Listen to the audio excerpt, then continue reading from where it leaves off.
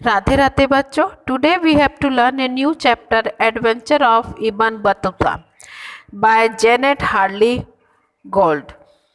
बच्चों ये चैप्टर है एक जर्नी का एक्सपीरियंस का, जो कि इसमें दो इम्पॉर्टेंट कैरेक्टर है, अहमद और दूसरा इम्पॉर्टेंट है उसके चाचा इब्न बतूता।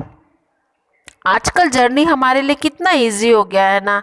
हम बस, ट्रेन, एरोप्लेन के थ्रू अपने डेस्टिनेशन में मिनटों में, घंटों में पहुंच जाते हैं। लेकिन एक ऐसा समय था बच्चों जब हमारे लिए यात्रा जो है एक बहुत ही कठिन कार्य था, और इसीलिए हर कोई जर्नी नहीं करता था, हर कोई यात्रा नहीं करता था, क्योंकि रास्ते बहुत तकलीफ़दायक होते थे, उबड़ खाबड़ होते थे, और रास्तों में कोई किसी तरह की फैसिलिटी अवेलेबल नहीं होती थी।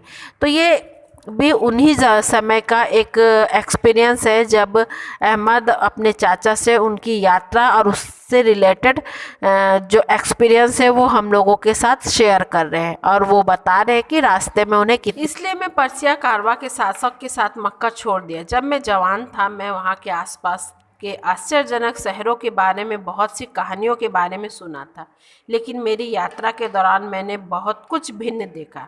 वर्षों पहले मंगोल इन शहरों में आए थे। मैं वहाँ बहुत लोगों को जान से मार दिया और वहाँ बहुत से घरों को खंडहर में देखा। शायद उस यात्रा में सबसे अच्छा शहर वासित था। बहुत से लोग बिना पैसे एक बड़े घर में रहते थे। शाम के समय वे प्रार्थना करते, फिर रात को भोजन करते। उसके बाद वे एक बड़े से आग के पास बैठते और कहानी सुनाते। अचानक उनमें से कुछ आग में गए और फिर आग को खाने लगे। एक व्यक्ति ने सांप के सिर को अपने मुंह में डाल लिया और उसे जिंदा खा लिया। और आपने सब पूरा देखा? मैं जोर से बोला। अहमद जोर से बोला। हाँ, वे मुस्कुराए। फिर उसके बाद बहुत ही मज़ेदार शहरों में गया, लेकिन फिर कभी किसी व्यक्ति को सांप और आग खाते नहीं देखा। उसके बाद मैं बगदाद पहुंचा।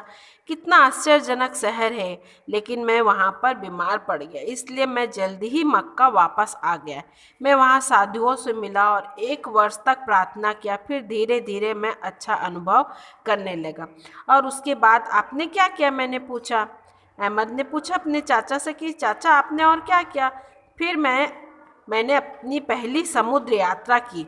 यह मेरी सबसे खराब यात्रा थी, उन्होंने कहा। इसके सबके बारे में मैं तुम्हें किसी और दिन बताऊंगा। इस तरह से ये हमारा एक छोटा सा एडवेंचर वाला स्टोरी यहीं पे एंड हो जाता है, और इब्न बतूता जो अपने नेक्स्ट एक्सपीरियंस को अहमद को अपने नेक्स्ट स्टोरी में बताते हैं। थैंक यू बच्चों।